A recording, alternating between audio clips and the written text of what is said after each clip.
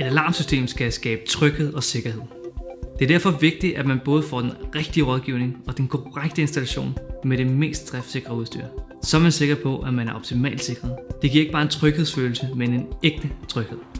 At sikre sit hjem eller sin virksomhed består af 4 trin. Rådgivning, indkøb af udstyr, installationen og så en vagt i tilfælde af, at der går en alarm. Vi har besluttet at samle det hele, og på den måde har man et bedre overblik over udgifterne igennem hele forløbet. Det hele starter med en korrekt rådgivning. Det er ligesom fundamentet for, at hele processen forløber smertefrit, og at løsningen rent faktisk fungerer efter hensigten. Infrarød og ultralydssensor giver én type dækning, mens for eksempel noget som magnetkontakter på døre og vinduer giver en anden form for dækning.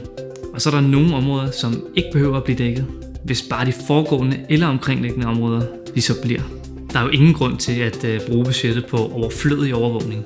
Og rådgivningen den sikrer, at man får den mest priseffektive løsning, uden det går på kompromis med sikkerheden. Man skal også være opmærksom på, at indretning og vægge kan begrænse sensornes dækning. Det er selvfølgelig noget, som kriminelle de kan gå ind og udnytte. Der er ikke 2 steder, der er ens.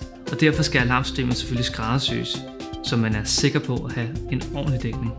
Detektorerne og sensorerne er forbundet til et anlæg, som starter en foruddefineret reaktion. Og med vores moderne anlæg har vi selvfølgelig mulighed for at starte en sirene og tilkalde en vagt, men vi har også mulighed for at sende en sms eller ringe op. På den måde kan udvalgte ansatte eller ens familiemedlemmer få besked som de allerførste, hvis der er gået en alarm. Det giver altså en tryghed, og det kan jeg sige med sikkerhed.